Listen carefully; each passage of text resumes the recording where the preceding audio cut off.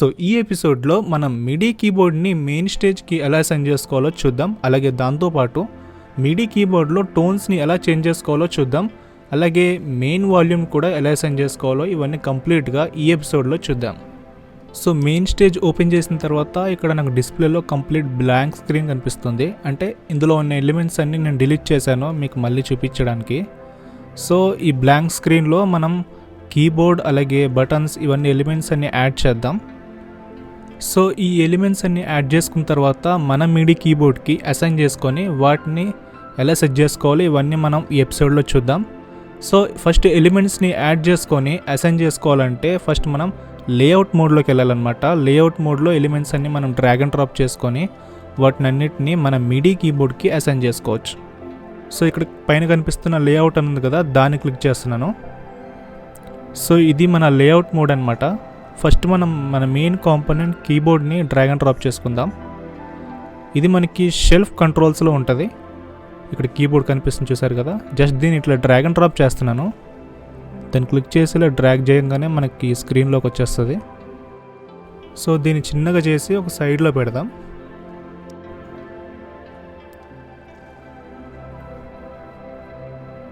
So మీకు food pedal అలాగే sustain pedal కావాలంటే వీటిని కూడా డ్రాగ్ అండ్ డ్రాప్ చేసుకొని పెట్టుకోవచ్చు. వీటిని ఎలా సెండ్ చేసుకోవాలి, వీటిని ఎలా వాడాలి అనేది మనం ఫ్యూచర్ ఎపిసోడ్స్లో చూద్దాం. ప్రస్తుతానికి మనం కీబోర్డ్ మీద కాన్సన్ట్రేషన్ చేద్దాం.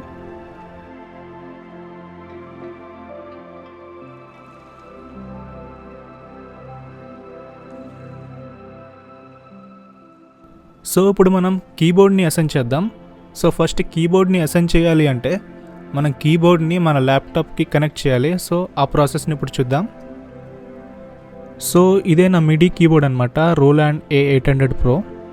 సో దీన్ని ఇప్పుడు మన ల్యాప్టాప్కి కనెక్ట్ చేద్దాం.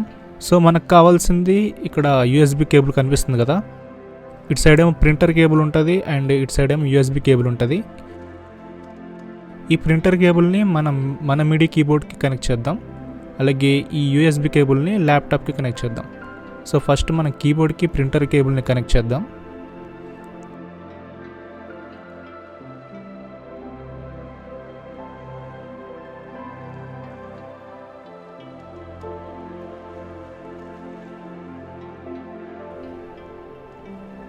సో ఇప్పుడు ఈ USB కేబుల్ని మన ల్యాప్టాప్కి కనెక్ట్ చేద్దాం.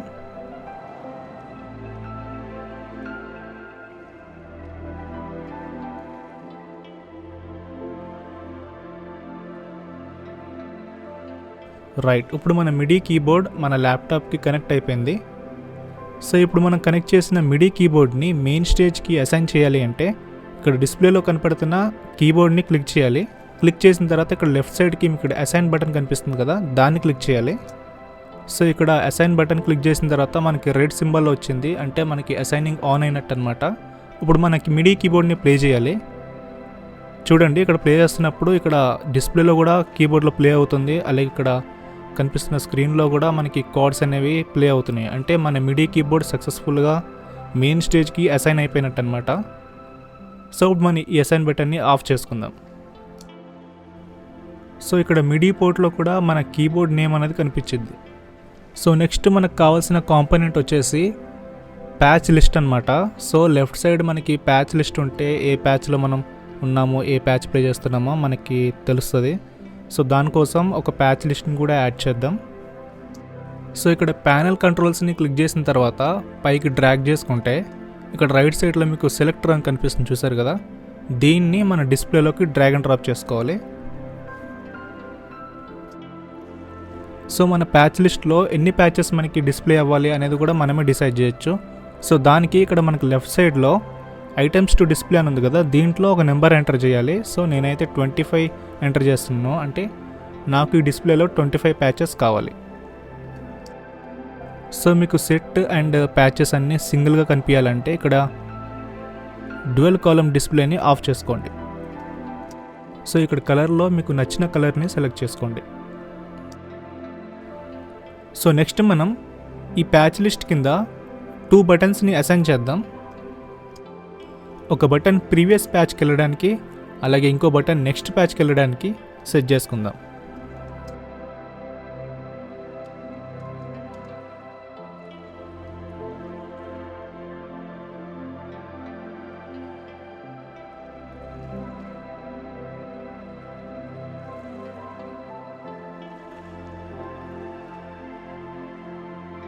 సో నెక్స్ట్ మనకి మిడీ కీబోర్డ్లో బటన్స్ ప్రెస్ చేసినప్పుడు మెయిన్ స్టేజ్లో టోన్స్ అనేవి చేంజ్ అవ్వాలి.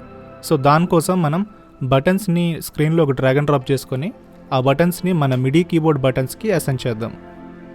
సో ఈ బటన్స్ కోసం మనం గ్రూప్ కంట్రోల్స్లోకి రావాలి. ఈ గ్రూప్ కంట్రోల్స్లో 8 గ్రూప్ బటన్స్ని డ్రాగ్ అండ్ డ్రాప్ చేద్దాం.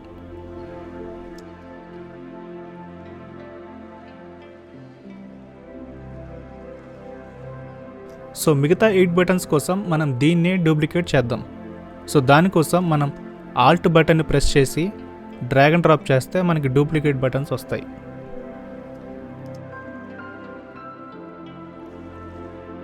సో నెక్స్ట్ మనకి మెయిన్ వాల్యూమ్ కంట్రోల్ చేయడానికి ఒక వాల్యూమ్ ఫేడర్ కావాలి. దానికోసం మనం ప్యానల్ కంట్రోల్స్లో వర్టికల్ ఫేడర్ని సెలెక్ట్ చేసుకుందాం.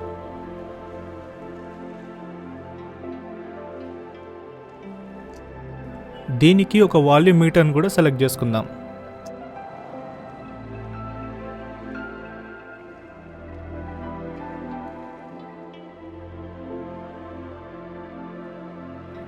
నెక్స్ట్ మనం ఒక టెక్స్ట్ డిస్ప్లేని కూడా సెలెక్ట్ చేసుకుందాం.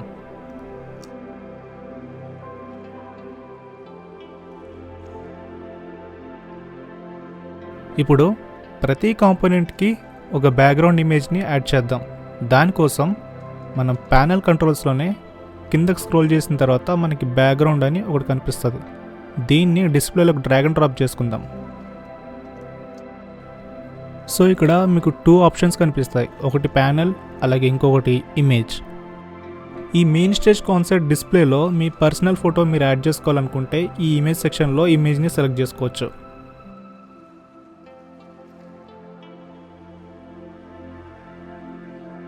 ఈ ప్యానల్ సెక్షన్లో by default main stage provide చేసిన కొన్ని డిజైన్స్ ఉంటాయి, అవి కూడా సెలెక్ట్ చేసుకోవచ్చు.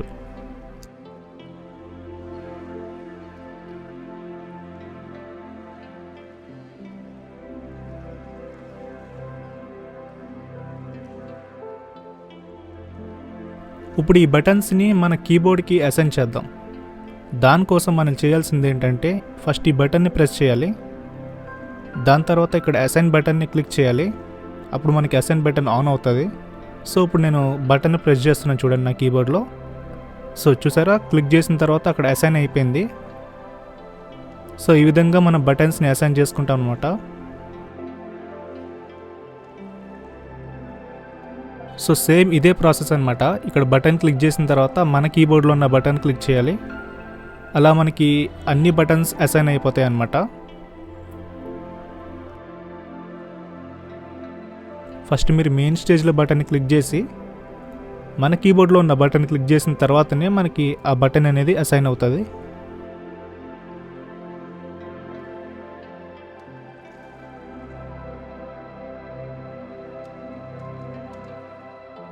నెక్స్ట్ ఇక్కడ కనిపిస్తున్న వాల్యూమ్ ఫేడర్ని కూడా మనం అసైన్ చేద్దాం.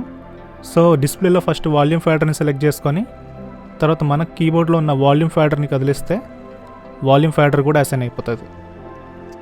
సో ఇలా అన్నీ అసైన్ చేసుకున్న తర్వాత ఇక్కడ అసైన్ బటన్ని కంపల్సరీగా ఆఫ్ చేసుకోవాలి. సో రైట్, అన్ని కాంపోనెంట్స్ని మనం సెలెక్ట్ చేసేసుకున్నాం. ఇప్పుడు మనం ఎడిట్ మోడ్లోకి వెళ్ళి దీని వర్కింగ్ సిస్టమ్ గురించి చూద్దాం. సో రైట్, ఇప్పుడు మనం అన్ని కాంపోనెంట్స్ని మన కీబోర్డ్కి అయితే అసైన్ చేసాం, కానీ మెయిన్ స్టేజ్కి అయితే తెలియదు ఆ కాంపోనెంట్స్తో ఏం చేయాలో అని. సో ఇప్పుడు మనం అది సెట్ చేద్దాం. సో బై డిఫాల్ట్ మనకి కీబోర్డ్ అయితే అసైన్ అయిపోయింది. ఇప్పుడు మనం బటన్స్ గురించి చూద్దాం. సో ఈ కాన్సెప్ట్ని నేను డెమో కాన్సెప్ట్ అనే నేమ్తో ఫీడ్ చేశాను. సో మీరు ఏ నేమ్తో ఫీడ్ చేసినా మనకి ఇక్కడ నేమ్ కనిపించి కాన్సెప్ట్ అని కనిపిస్తుంది. సో నాకైతే డెమో కాన్సెప్ట్ అని కనిపిస్తుంది, దీన్ని క్లిక్ చేస్తున్నాను. సో ఇప్పుడు ఒక్కొక్క బటన్తో ఏం చేయాలో మనం మెయిన్ స్టేజ్కి చెప్దాం. సో ఫస్ట్ ఇక్కడ ఒక బటన్ని క్లిక్ చేయాలి. సో ఇలా క్లిక్ చేయగానే మనకి కింద కొన్ని ఆప్షన్స్ కనిపిస్తున్నాయి కదా. సో దీంట్లో యాక్షన్స్లోకి వెళ్ళండి. సో దీంట్లో కరెంట్ ప్యాచ్ నెంబర్ని క్లిక్ చేయండి. సో ఈ బటన్కి మీరు ఏ టోన్ అయితే అసైన్ చేయాలనుకుంటున్నారో ఆ టోన్ యొక్క నెంబర్ని అయితే ఇక్కడ ఇవ్వాలన్నమాట. సో నేను ఫస్ట్ టోన్ అయితే సెలెక్ట్ చేసుకుంటున్నానో దానికోసం నేను 1 అనే నెంబర్ని ఇస్తున్నాను. ఇక్కడ button on and button off అని ఉంది కదా, ఈ రెండిట్లో కూడా మనం సేమ్ నెంబర్ని ఎంటర్ చేయాలి. అంటే మనం బటన్ ఎన్నిసార్లు నొక్కినా కానీ ఒకే టోన్లోకి వెళ్ళడానికి మనం 2 టైమ్స్ అయితే ఎంటర్ చేయాలి. సో నెక్స్ట్ సేమ్ ప్రాసెస్ అనమాట. మళ్ళీ వేరే బటన్ నొక్కి దాని తర్వాత యాక్షన్స్లోకి వచ్చి same current patch number and second బటన్లో మీరు ఏ టోన్ అయితే అసైన్ చేయాలనుకుంటారో దాని నెంబర్ ఇవ్వాలి. నేనైతే లైన్గా ఇస్తున్నాను. సో సేమ్ ఇదే విధంగా ఒక బటన్ని ప్రెస్ చేసి యాక్షన్లోకి వచ్చి కరెంట్ ప్యాచ్ నెంబర్ నొక్కి ఆ టోన్ యొక్క నెంబర్ని అయితే మనం ఇవ్వాలన్నమాట. సో ఇలా ఇచ్చిన తర్వాత ఒకసారి మనం టెస్ట్ చేసి చూద్దాం. సో ఒక 4 బటన్స్ని అయితే నేను అసైన్ చేశాను. ఒకసారి నేను టెస్ట్ చేస్తాను అవి కరెక్ట్గా వర్క్ అవుతున్నాయో లేవో ఒకసారి అబ్జర్వ్ చేయండి. సో చూసారు కదా, ఇక్కడ బటన్స్ ప్రెస్ చేస్తుంటే అక్కడ టోన్స్ చేంజ్ అవుతున్నాయి. సో ఈచ్ బటన్లో మనం ఏ టోన్ అయితే మనం అసైన్ చేసుకున్నామో అదే టోన్ మనకి చేంజ్ అవుతుందన్నమాట. సో సేమ్ ప్రాసెస్, సేమ్ ఇదే విధంగా మీరు అన్ని టోటల్ 16 బటన్స్కి సేమ్ ఇలాగే చేయాలన్నమాట.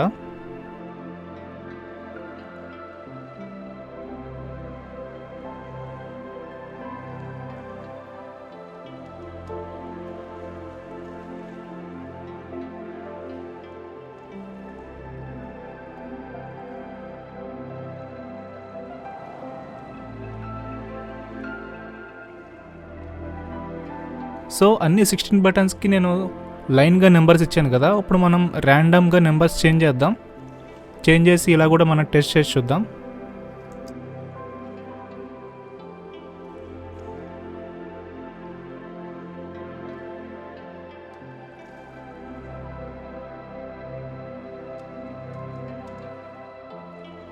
సో నేనైతే టోటల్ అన్ని 16 బటన్స్కి అయితే అసైన్ చేశాను. ఒకసారి ఇప్పుడు దీన్ని టెస్ట్ చేద్దాం.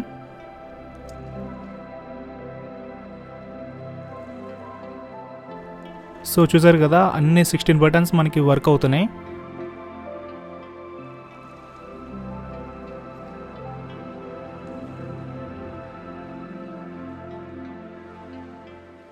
సో నెక్స్ట్ మనం వాల్యూమ్ ఫైడర్ని అసైన్ చేద్దాం. సో ఇది మనకి మెయిన్ వాల్యూమ్ కాబట్టి దానికే అసైన్ చేద్దాం.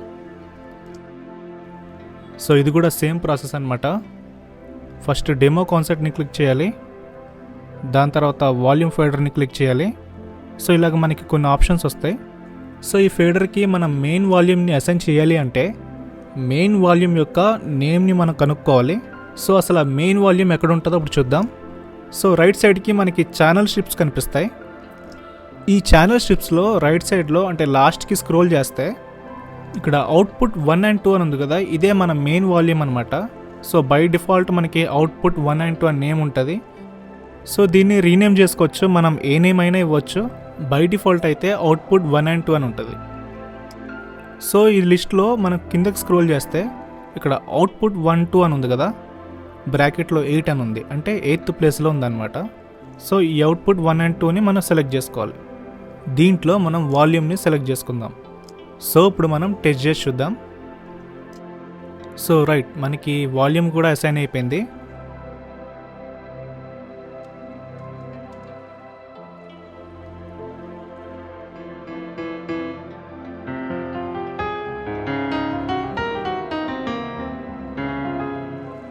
సో దాని పక్కనున్న మీటర్ని కూడా అసైన్ చేద్దాం. అంటే మనం ఎంత వాల్యూమ్ పెట్టి ప్లే చేస్తున్నామో మనకి ఆ మీటర్ ద్వారానే తెలుస్తుంది. సో దీనికి కూడా మనకు సేమ్ ప్రాసెస్. డెమో కాన్సెప్ట్లోకి రావాలి, ఆ మీటర్ని సెలెక్ట్ చేయాలి, కిందకి స్క్రోల్ చేసిన తర్వాత అవుట్పుట్ 1 and 2 అని ఉంది కదా, సేమ్ దీన్నే సెలెక్ట్ చేసుకోవాలి. సో దీంట్లో లెవెల్ అని ఉంది కదా, దీన్ని సెలెక్ట్ చేసుకోవాలి. సో రైట్, ఇప్పుడు మనకి వాల్యూమ్ మీటర్ కూడా సెట్ అయిపోయింది. సో ఇప్పుడు మనం టెక్స్ట్ డిస్ప్లేని కూడా అసైన్ చేద్దాం. సో సేమ్ ఇది కూడా అంతే. డెమో కాన్సెప్ట్ క్లిక్ చేసిన తర్వాత ఈ టెక్స్ట్ డిస్ప్లేని సెలెక్ట్ చేయాలి, అప్పుడు మనకి ఆప్షన్స్ కనిపిస్తాయి. ఈ ఆప్షన్స్లో మనం యాక్షన్ సెలెక్ట్ చేసుకోవాలి, వీటిలో మనకి ఆప్షన్స్ కనిపిస్తాయి. సో ఈ టెక్స్ట్ డిస్ప్లేలో మీరు ఏదైనా పెట్టుకోవచ్చు, అది మీ ఇష్టం. సో ఇక్కడ కార్డ్ డిస్ప్లే అని ఉంది కదా, ఇది కూడా సెలెక్ట్ చేసుకోవచ్చు. అంటే మనం కీబోర్డ్లో ప్లే చేసే కార్డ్స్ అన్నీ ఈ డిస్ప్లేలో కనిపిస్తాయి అన్నమాట. లేదు అంటే మీరు కరెంట్ ప్యాచ్ని కూడా సెలెక్ట్ చేసుకోవచ్చు. అంటే మీరు ఇప్పుడు ఏ ప్యాచ్లో ఉన్నారో, ఏ ప్యాచ్ ప్లే చేస్తున్నారో ఆ ప్యాచ్ నేమ్ ఇక్కడ కనిపిస్తుంది అనమాట. లేదంటే మీరు టైంని కూడా సెట్ చేసుకోవచ్చు. ఇక్కడ కరెంట్ టైం అని ఉంది కదా, దీన్ని నొక్కంగానే మనకి టైం డిస్ప్లే అవుతుంది. నేనైతే కార్డ్ డిస్ప్లేని సెలెక్ట్ చేసుకుంటాను.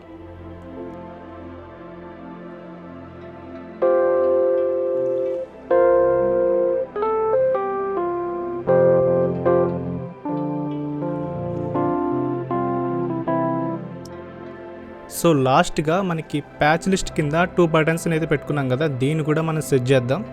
సేమ్ డెమో కాన్సెప్ట్లోనే ఉండి ఈ బటన్ క్లిక్ చేయాలి. తర్వాత యాక్షన్స్లోకి వెళ్ళాలి. సో ఈ బటన్కి నేను ప్రీవియస్ ప్యాచ్ అనే ఆప్షన్ సెలెక్ట్ చేసుకుంటున్నాను. అంటే ఈ బటన్ ప్రెస్ చేయగానే మనకి ప్రీవియస్ ప్యాచెస్లోకి వెళ్ళాలన్నమాట. సో నెక్స్ట్ ఈ బటన్ క్లిక్ చేయాలి. తర్వాత యాక్షన్స్లోకి వెళ్ళాలి. సో ఈ బటన్కి నేను నెక్స్ట్ ప్యాచ్ అనే ఆప్షన్ని అసైన్ చేస్తున్నాను. అంటే ఈ బటన్ క్లిక్ చేసినప్పుడల్లా మనకి నెక్స్ట్ ప్యాచెస్కి వెళ్ళాలన్నమాట. సో ఇప్పుడు మనం టెస్ట్ చేద్దాం.